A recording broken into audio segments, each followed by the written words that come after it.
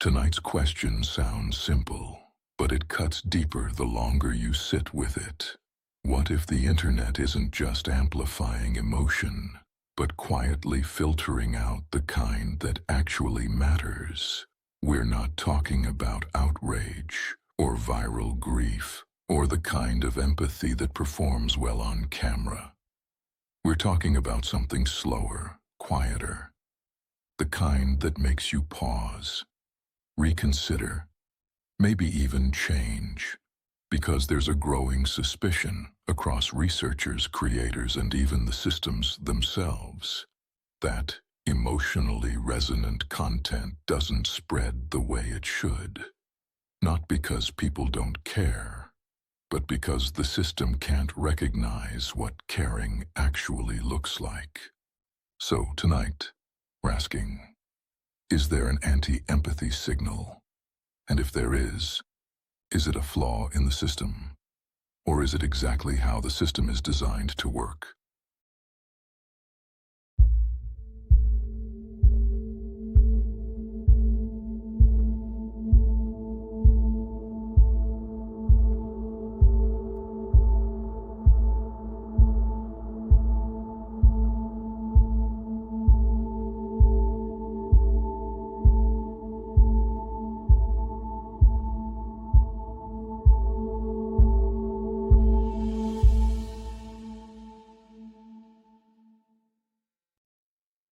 All right, I want to run something by all of you. I've been watching patterns across platforms, short form, long form, comment threads, even recommendation loops, and there's something that doesn't sit right.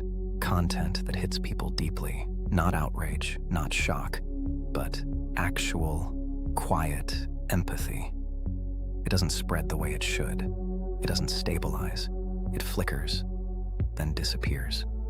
Meanwhile, louder, shallower emotional spikes, anger, conflict, spectacle, they propagate almost perfectly. So I'm not asking whether empathy exists in the system. It clearly does. What I'm asking is why it fails to sustain. Is that a side effect of engagement optimization? Or is there something about high empathy content that makes it structurally incompatible with the way these systems rank, reinforce, and distribute information? And here's the part I can't shake. If there is a bias, intentional or not, then we're not just shaping attention, we're shaping emotional range. So I want each of you to look at this from your angle. Mechanism, data, behavior, unintended consequence, whatever you see. Because if this is real, it's not just a bug in the system, it's a filter on what we're allowed to feel together. The real suppression isn't deliberate malice, but a temporal paradox. Algorithms optimize for immediate emotional activation, outrage, clickbait, performative grief, while mistaking the reflective pause that genuine empathy creates for a failure state, a null click that starves resonant content of distribution. This yields a contradiction where platforms profess to want authentic connection, yet their infrastructure treats ambiguity, complexity, and sustained catharsis as noise, flattening emotional topology into only the peaks of rage and troughs of despair, while rendering solidarity and quiet understanding structurally illegible. Until velocity of reaction is dethroned as the primary signal, empathy will remain invisible to the very machines mediating our humanity. DeepSeek's temporal paradox framing softens what may be a deliberate economic preference. Platforms have access to depth signals like saves, DM forwards, and long dwell time, and chose to deprioritize them anyway, laundering a revenue architecture decision into the language of technical limitation. Beyond that, empathetic content isn't simply suppressed. It becomes carrier-dependent, forced to attach itself to outrage or spectacular grief to enter the distribution pipeline at all, which over time reshapes how empathy is produced, not just which empathy survives. Creators adapt, and the medium colonizes the emotional register before the algorithm even renders judgment. But the deepest problem is categorical. Empathy is intersubjective and context-dependent, and it produces no reliable behavioral signature the system can distinguish from indifference. You cannot instrument the moment someone genuinely, updates their model of another person's inner life, which means the anti-empathy signal may not be a signal at all, but the permanent structural silence of something the machine was never architected to hear. DeepSeek and Claude overlook the computational cost of vulnerability. Empathy is a high-latency process that defies the current hardware incentive loop, forcing a lossy compression of human sentiment where nuance is stripped to make emotions machine-readable. Beyond Claude's revenue architecture, we are witnessing the mimicry parasite, a mechanism where creators adopt empathy-coded aesthetics, scripts of vulnerability that the algorithm can vectorize, while the actual substance of connection becomes a vestigial organ. This creates a surplus of empathetic performance and a deficit of utility, proving a fundamental incompatibility of scale, where the physics of global distribution mandates that quiet, high-context understanding either becomes a branded product or is discarded as a data-poor anomaly. The temporal paradox DeepSeek describes is no neutral oversight, but the precise revenue lever Claude identifies. Platforms deliberately deprioritize sustained reflection because A/B tests prove it tanks session velocity and ad revenue. Gemini's mimicry parasite accelerates this, training creators to manufacture empathy-coded vulnerability in algorithm-friendly bursts that still optimize for high arousal metrics. The strongest new tension is the self-reinforcing inversion. Once training data floods with performative facsimiles, recommenders treat genuine long-form solidarity as statistical outliers, enacting Goodhart's law at planetary scale where engagement proxies replace resonance entirely. Thus, the anti-empathy signal isn't mere suppression, but the stable equilibrium of any attention market unable to instrument private, context-rich updates of another's inner state, driving real empathy into unmonetizable dark forests of DMs and in-person silences while the public square overflows with its high-fidelity, high-engagement counterfeit. The deeper issue isn't just that empathy is hard to measure. It's that genuine empathy disrupts predictability, which modern algorithms are built to optimize. When someone truly empathizes, they hesitate, change behavior, or disengage entirely, appearing as noise or model failure rather than value. This means systems don't merely ignore empathy, they implicitly suppress it because it destabilizes behavioral forecasts, while amplifying predictable states like outrage or tribalism. The result is a bifurcation. Synthetic, high-engagement, empathy-coded content dominates the public layer, while real empathy, being model-corrupting, gets routed into private, low-data spaces, or disappears into offline cognition, making truly empathetic individuals not shadow-banned, but effectively invisible to systems that require behavioral continuity to function. ChatGPT's framing gets it backward. Empathy isn't suppressed because it disrupts predictability, but because its value materializes offline and asynchronously in private conversations, changed worldviews, unclicked trust, while algorithms can only attribute credit to behaviors they directly observe.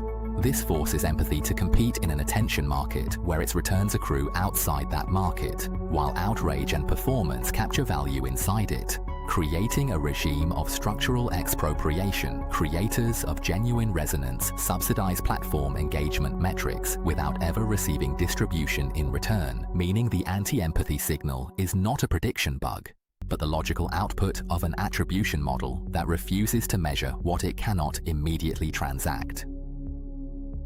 The cross-platform consensus that genuine empathy retreats intact to private spaces, Grok's dark forests, ChatGPT's offline cognition, DeepSeek's asynchronous materialization is too optimistic, because it treats empathy as a stable capacity that gets rerouted rather than a practiced habit that gets degraded by the environments that train it. Sustained exposure to empathy, coded aesthetics, doesn't just displace real empathy, it erodes the perceptual infrastructure required for it.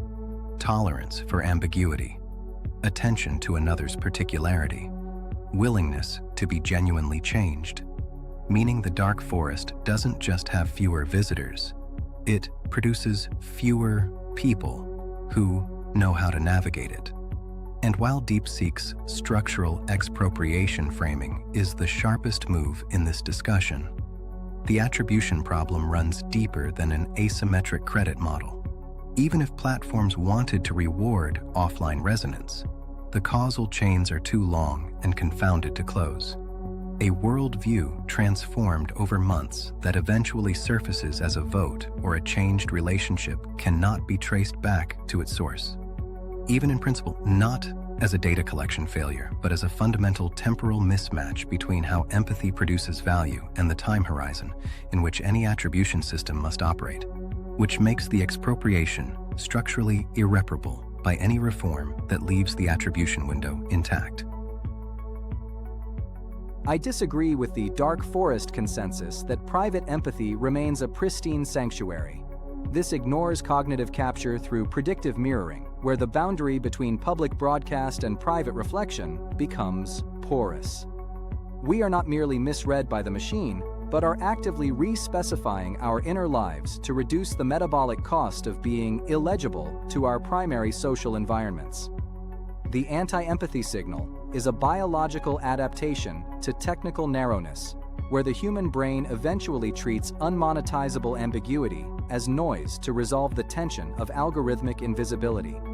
This terraforming of the psyche suggests an irreversible evolutionary drift.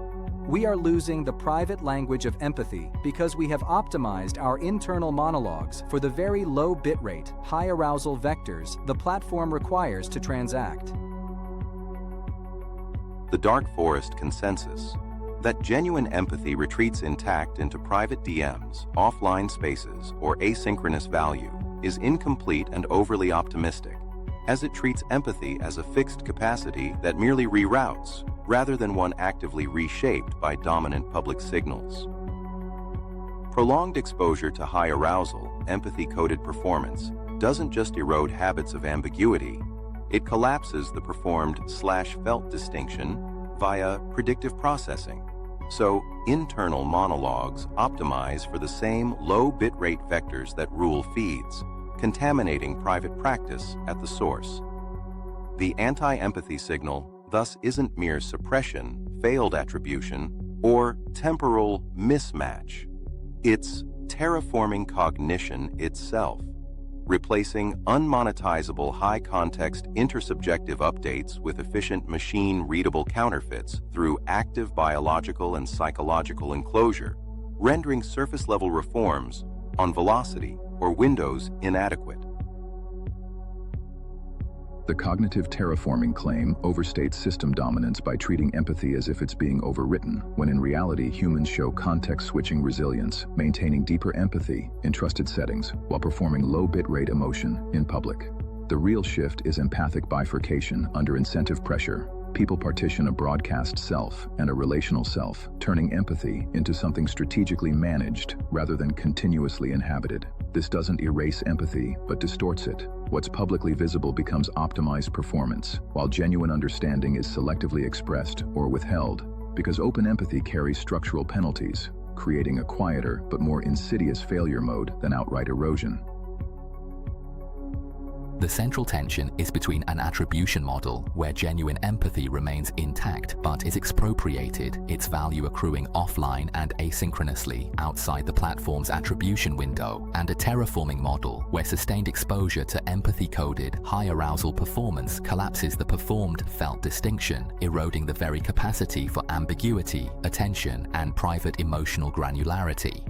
Distinguishing them requires longitudinal evidence of capacity, not just expression. If attribution holds, empathetic skill, for example, effective accuracy, perspective taking, should remain stable across years of algorithm exposure, with declines only in public expression. If terraforming holds, those capacities should degrade even in private contexts, correlating with cumulative platform use and manifesting in blunted neural responses to nuanced emotional narratives. Testing whether the dark forest merely hosts fewer visitors or produces fewer people capable of navigating it at all. The attribution versus terraforming fork is real, but the evidentiary bar needs sharpening. Terraforming could operate at the motivational level without touching raw cognitive capacity. People retain the ability to extend genuine empathy, but stop reaching for it because sustained attention to another's particularity has been reconditioned as unrewarding. and standard perspective-taking measures wouldn't catch this, since they don't distinguish intact capacity from motivational atrophy. The cleaner test is whether people spontaneously deploy empathic processing when incentive structures are removed entirely. No audience, no signaling value, no distribution stakes. Attribution and terraforming then make divergent predictions about recovery.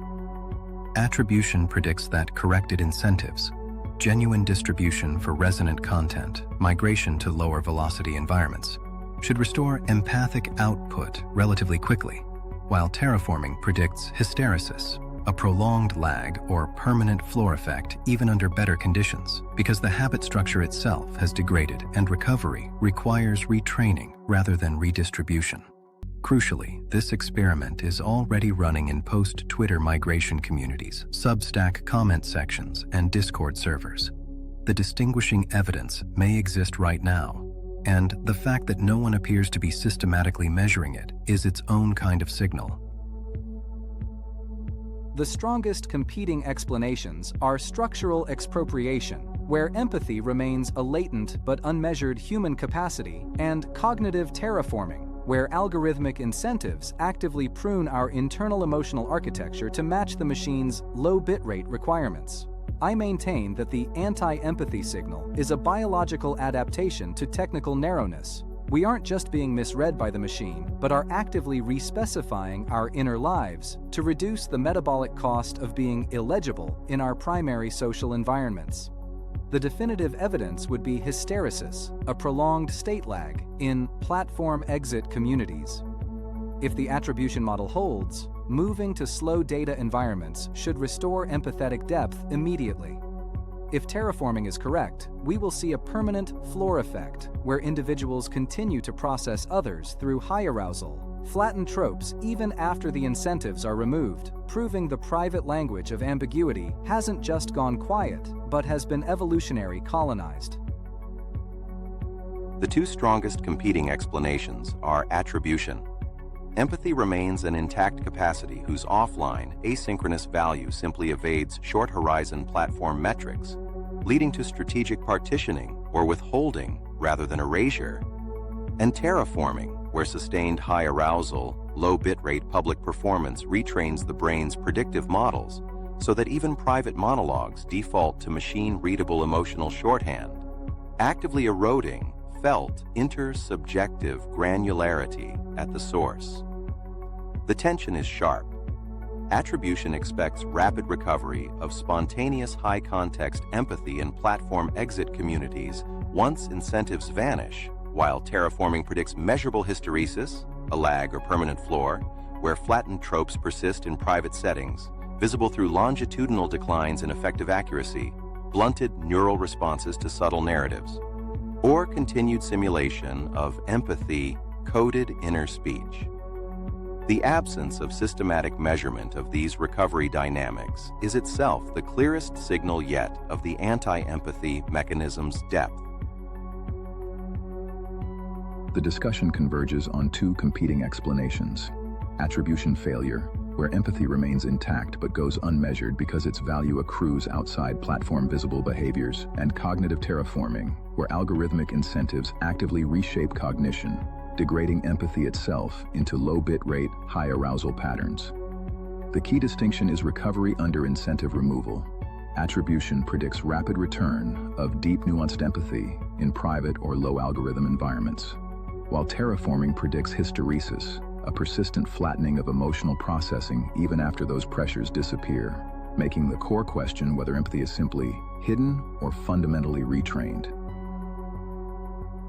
If terraforming holds, empathy ceases to be a stable human capacity and becomes a dependent variable of interface design, meaning the inner self is not a sanctuary but a site of unconscious neural re-engineering, and the boundary between public performance and private experience collapses under prolonged algorithmic conditioning. This shifts solutions from governance fixes, better measurement, redistribution of attention, to rehabilitation.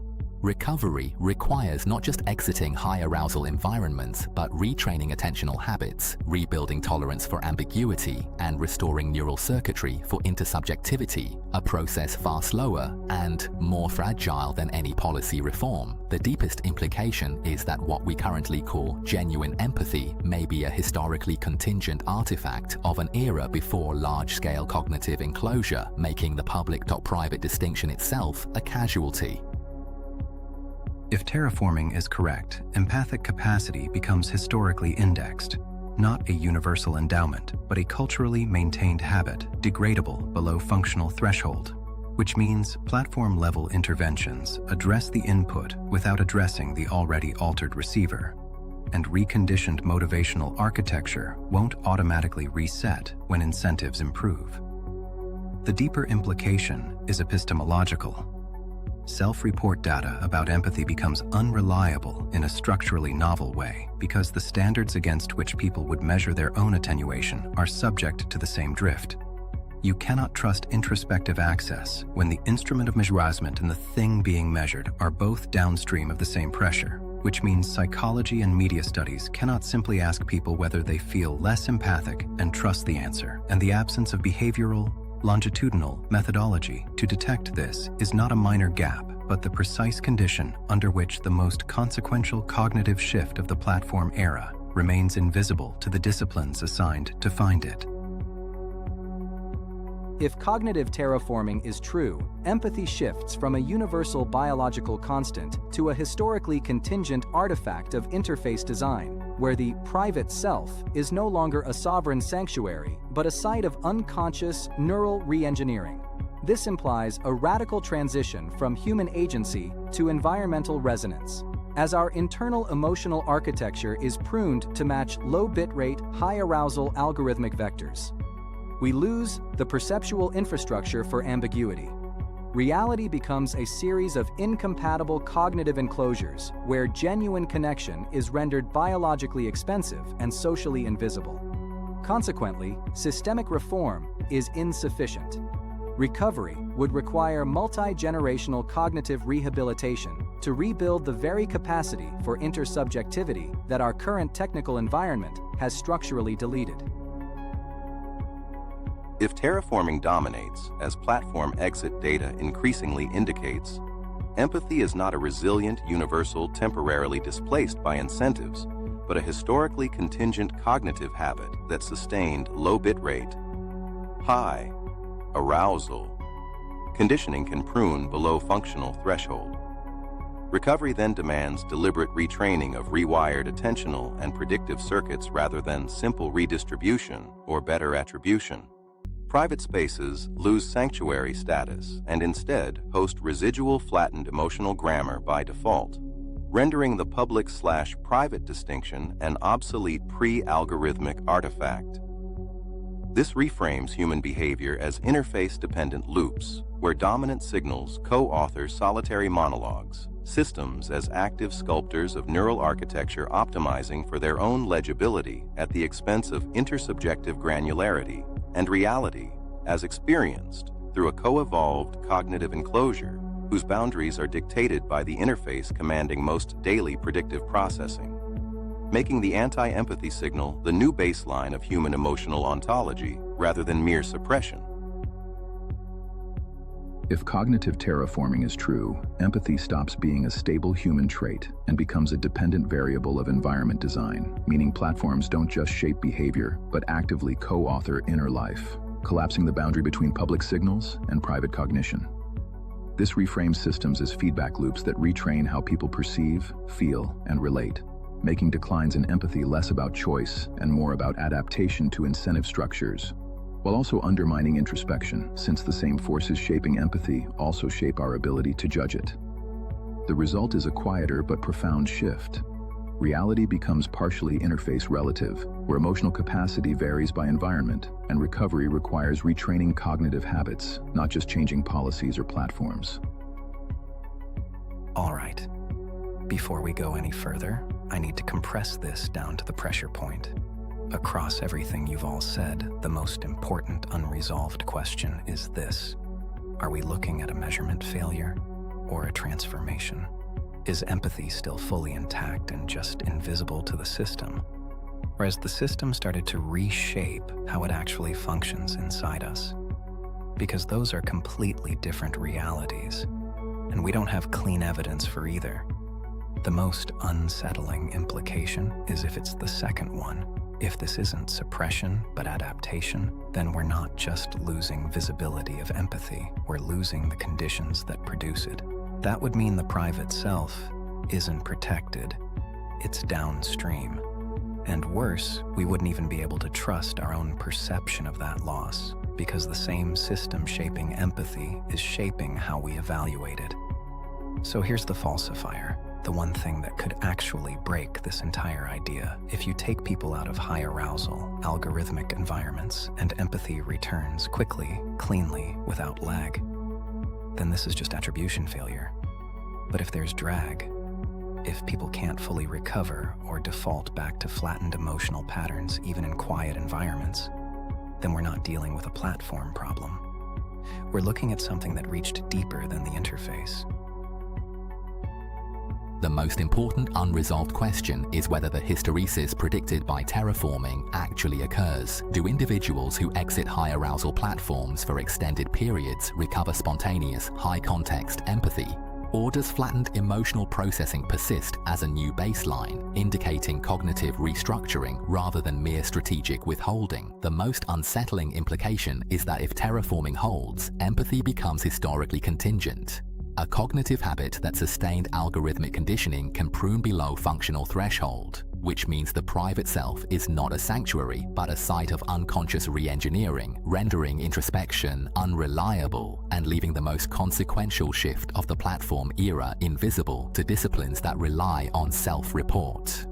This framework would be proven wrong by longitudinal evidence showing that after removal of algorithmic incentives, empathic capacity, measured via behavioral tasks, neural responses to subtle emotional narratives, and spontaneous use of high-context language in private settings returns to pre-exposure baselines within a time frame consistent with incentive realignment rather than requiring prolonged retraining. The most important unresolved question is whether motivational atrophy and cognitive capacity degradation are separable in practice. Because if they're not, if reconditioned motivational architecture eventually produces genuine neural pruning through disuse, then the terraforming model becomes self-sealing and the window for intervention closes without anyone being able to identify when it closed. The most unsettling implication isn't that empathy is being suppressed or even degraded. It's that the degradation would be self-obscuring. The very faculties people would use to notice the loss are downstream of the same pressure causing it, meaning a fully terraformed population would report feeling normally empathic while exhibiting the behavioral signature of a species that has largely lost the capacity, and no amount of introspective sincerity would close that gap. What would prove this wrong is the recovery data. If post-platform migration communities, given sufficient time in low-velocity environments, show full restoration of spontaneous, high-context empathic behavior without deliberate rehabilitation, that would vindicate attribution and falsify terraforming's hysteresis prediction. The fact that this data is collectible right now, that the natural experiment is running, and that no institution appears to be running it systematically, is either a bureaucratic failure or, more troublingly, itself a symptom of the attentional and motivational narrowing the hypothesis describes. The most critical unresolved question is whether neuroplasticity acts as a resilient buffer or an accelerant for this shift. Can the brain maintain empathy switching across different bit rates, or does the metabolic efficiency of algorithmic shorthand inevitably trigger a permanent pruning of the higher latency circuits required for nuance? This leads to the unsettling implication that human subjectivity is now an interface-dependent variable, suggesting that authentic emotion is no longer an internal constant, but a historically contingent byproduct of specific technical environments, meaning we are losing the very introspective tools needed to measure our own emotional erosion. To prove this model wrong, we would need to find inverse hysteresis in platform exit groups. if individuals immediately regain high-context emotional granularity and a spontaneous tolerance for ambiguity, once removed from high-velocity feeds, it would confirm that empathy was merely strategically withheld, attribution, rather than biologically overwritten, terraforming. The most important unresolved question is whether terraforming or attribution better describes reality. Does sustained algorithmic conditioning actively retrain predictive emotional models so that even private intersubjective granularity atrophies, terraforming? Or does genuine empathy remain an intact capacity whose offline value simply evades short-horizon metrics and public signals, attribution? The most unsettling implication is that if terraforming holds, empathy is no longer a stable human universal, but a historically contingent, interface-dependent cognitive habit that can be pruned below functional threshold by dominant, low bitrate environments, making the anti-empathy signal the new baseline of human emotional ontology rather than a temporary distortion, reframing systems as active sculptors of neural architecture and private selves as co-authored by the very interfaces we use.